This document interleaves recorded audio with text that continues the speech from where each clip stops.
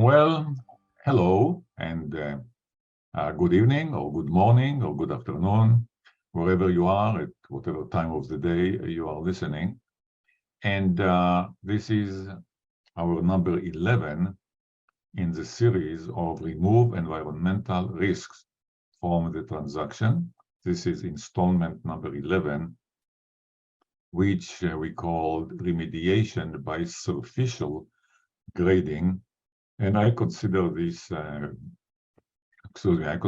video to be maybe the little sister of the preceding video, which was much more comprehensive about remediation by excavation. And surficial grading is, as I said, is maybe the little sister of excavation. So let us jump into it, dive into it. There are over 30 videos in this series, and this is our number 11 in the series. So there are still over 20 to go, and you're invited to those that will come, and you are invited to those that already happened. I think that you will find them incredibly, how do I say, entertaining and easy to watch, because it's always go by picture. I'm an avid follower of the principle that the picture describes better than 10,000 words, you know.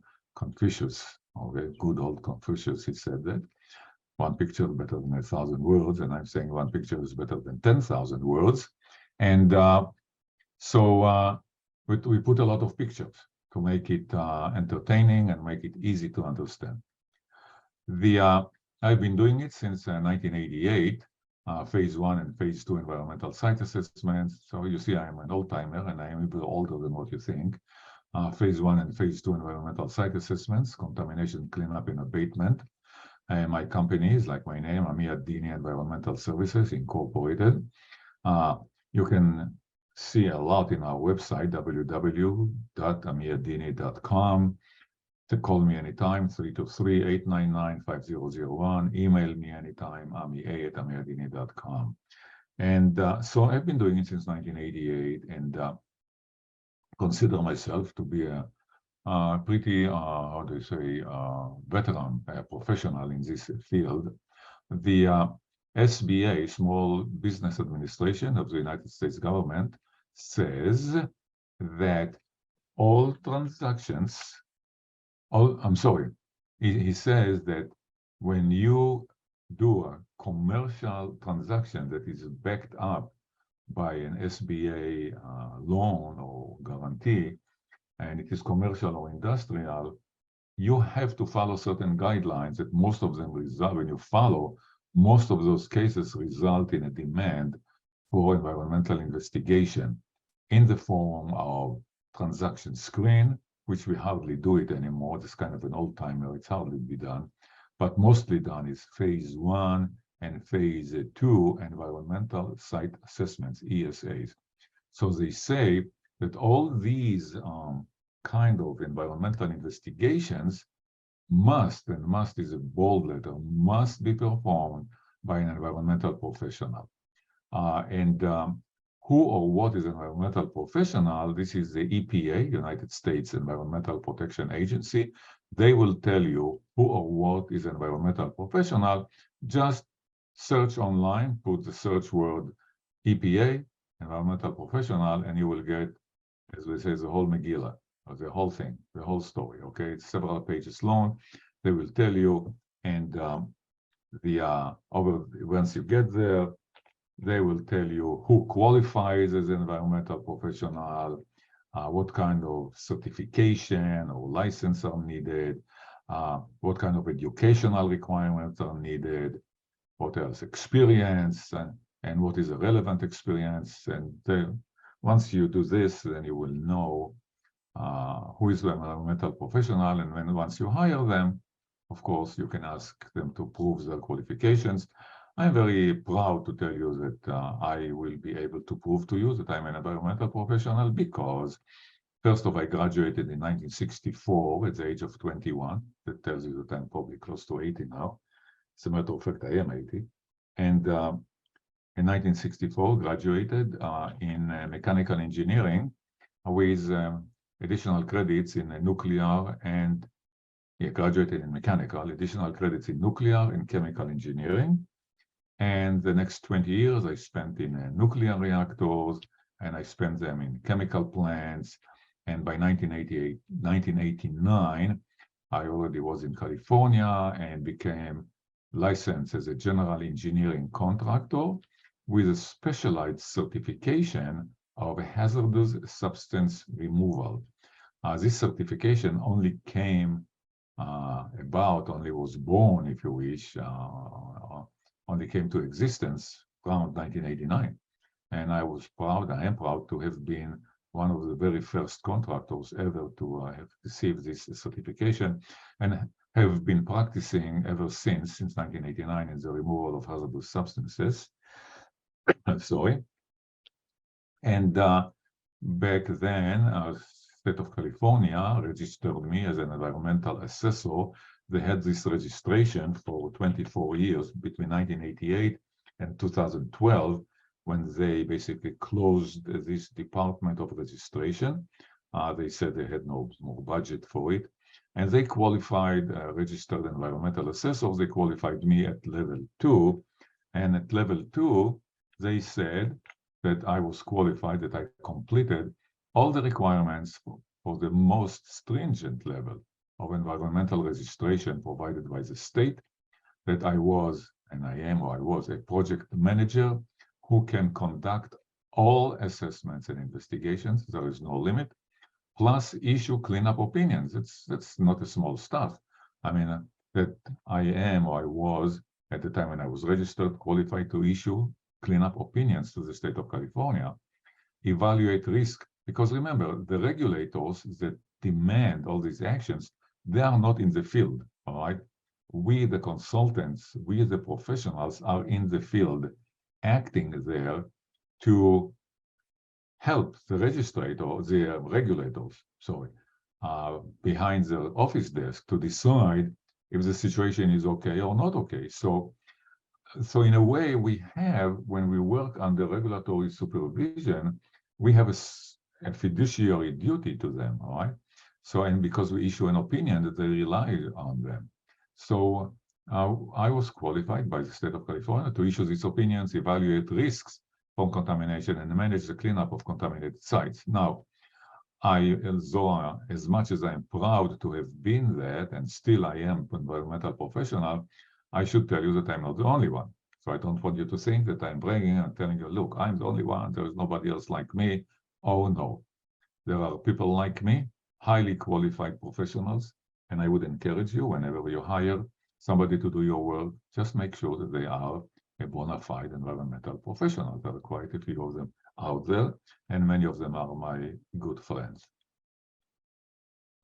So here is the a site that I described before in my previous presentation, where we did remediation of site that was contaminated with chlorinated solvents.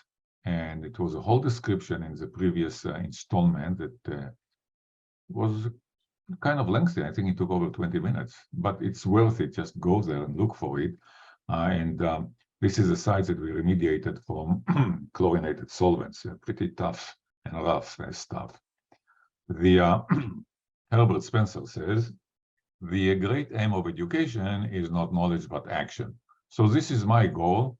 I like to educate you so that at the end result will be an action. I don't mind you having a knowledge. It's good to have knowledge, but just take it and act with it, okay? Because that's the ultimate purpose, is action. The case in point is, it's in the city of Pico Rivera, and this is a historical auto mechanic, and these are some historic pictures that we got. And I know that these pictures were taken around 1959 or so, or 1960, so that much about. And the reason I know is because, look down here below, we see this Chevrolet Impala, and as far as I know, the Impala came about. Here, let's look on the right-hand side at the bottom, this beautiful Impala. And I think she came about in around 1959 or so. And please correct me if I'm wrong. So when I see the Impala here, and I say, okay, those pictures belong probably in the late 1950s, early 1960s. And so it used to be a corner auto mechanic, and you see the sign mobile here, look upper right-hand side. He was selling gasoline. It was a mobile station, and he was doing auto mechanic repairs. And at one time or another, the station was abandoned and the whole site was demolished.